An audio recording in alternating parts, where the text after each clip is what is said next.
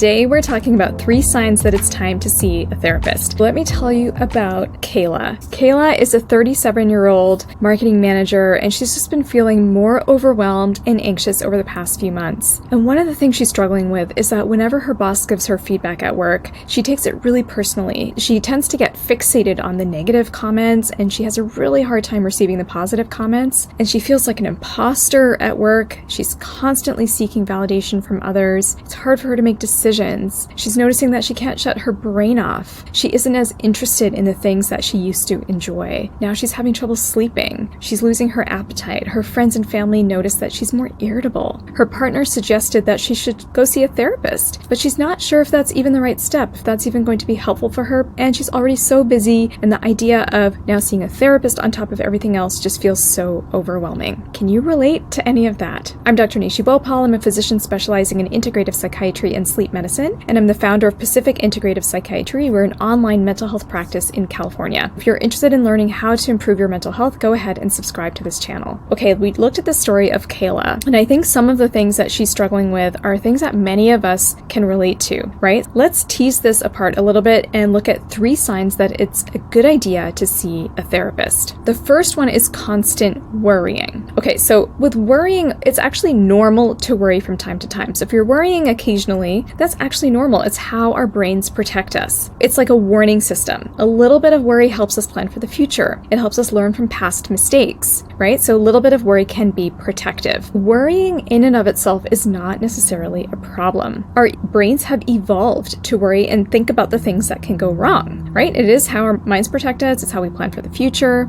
But it can become a problem when worrying excessively affects your ability to get through your day. It can affect your ability to function at work. It can affect your relationships. It can impair your ability to relax, to focus, to get good quality sleep. Worrying a lot can also start to cause physical symptoms like having headaches or feeling nauseous, having diarrhea, feeling like your heart's racing, or experiencing shortness of breath or tension in your neck and shoulders. Worrying can be cognitive. So it can be thought-based, but it can also start to live in your body. In the example of Kayla, she is seeing that her worrying is affecting her ability to really function at work. She's not able to receive positive feedback. She's not able to see things clearly and see what she's actually good at and how she's contributing at work because she's always worrying about the things that she's doing wrong. That was your first sign that it might be a good idea to see a therapist if you're struggling with constant worrying and it's hard to turn off your brain. The second sign that it might be a good idea to see a therapist is when you can't control your emotions or you have difficulty controlling your emotions. Again, this falls on a spectrum. It is normal to feel angry, irritated, anxious, or sad sometimes. That's part of the normal human experience. Feeling a wide range of emotions is totally normal, and in fact, we want people to be feeling a wide range of emotions. It's normal to feel sad when something bad happens or to get angry at an injustice. That is all part of being human, but it can start to become a problem if you feel like your emotions are controlling you rather than you being in control of them. When you feel like your emotions are in control of you and you're not in control of them, it can be a sign to look a little bit deeper. Some examples of this are getting irritated over things all the time, having reactions that are out of proportion to the situation. So in Kayla's case, her family and friends noticed that she was irritable a lot of the time, and they noticed that they were walking on eggshells around her because of her irritability. So naturally, this can start to cause conflict in your personal relationships, in your professional relationships. It can hold you back from making connections with people and doing the things that you really want to do in life. This emotional dysregulation can even start to hold you back from progressing in your career or from doing other things that you want to achieve. One of the other signs that your emotions are in control of you is that you start to react before a situation has even happened. Do you ever find that you sometimes just shut down or you get angry before another person has even said anything? Or you have a reaction in anticipation of something being a trigger. Now, this can also come out of a trauma response, which therapy can help with as well. If this type of information is helpful for you, then go ahead and click the like button because doing that feeds the YouTube algorithm and it'll help this information get out to more people. All right, so that was the second sign that it might be a good idea to see a therapist, which is feeling like you're not in control of your emotions. The third sign that it's a good idea to see a therapist is feelings of hopelessness. So with hopelessness, it might might feel like things will never get better or there's nothing to look forward to. Now again, this happens on a spectrum. You might feel hopeless from time to time, especially if you're going through a difficult situation or you're going through a hard time. Collectively, we also are going through a hard time. We just came out of this COVID pandemic. Now there are world events that are going on, and it can feel very hopeless sometimes. But we're looking at the level of intensity and how it's impacting your day-to-day life. If feelings of hopelessness are happening for you on a regular basis, if they're persistent, it can actually start to become more serious. Feelings of hopelessness can cause you to start avoiding people, avoiding situations or activities that you used to enjoy. So in Kayla's situation, she noticed that she just wasn't enjoying the things that she used to, and she started avoiding doing those things. You might notice that you just don't have as much motivation to do things, that you don't care about things as much. And this might even come along with feelings of apathy, where you kind of just stop caring about things altogether. It can also come along with low motivation, where you just don't feel like doing anything. It can feel like, what's the point? It's all kind of hopeless. And then more serious symptoms to look out for are thoughts of self-harm. So that was the third sign that it's a good idea to seek therapy. That was feelings of hopelessness. So overall, we've got excessive worrying, difficulty regulating your emotions, and feelings of hopelessness. Of course, there are other signs too that it might be a good idea to see a therapist, and it doesn't mean that you have to be in dire straits to benefit from therapy. Therapy is a form of self-care. So whether you want to see a therapist to help you explore aspects of your life and of yourself, or if you need support with difficult emotions, as we were just talking about, therapy is an amazing investment to make in yourself. It's especially helpful when you're busy, and it's kind of this paradoxical thing, because when you're really busy, it can feel like, well, when things slow down at work, I'll make time to see a therapist. But actually, when you're really busy and you're feeling overwhelmed, that's probably a good time to bring in the support of a therapist to help you create healthy boundaries, to help you reset and regulate your nervous system better, because that is actually going to help you carve out more time and space for yourself so that you can create the type of life that you want to live. Have you found therapy to be helpful? If so, let us know in the comments. I would love to hear from you and your therapy experiences. We offer therapy by telehealth throughout California. If this information was helpful for you, go ahead and subscribe to our channel, and please share this video with anyone who could benefit from this information, because I think in this day and age, it's more important than ever that we put attention on our mental health, because if we can all take care of our mental health, it's easier to take care of others and to create the type of world that we want to live in.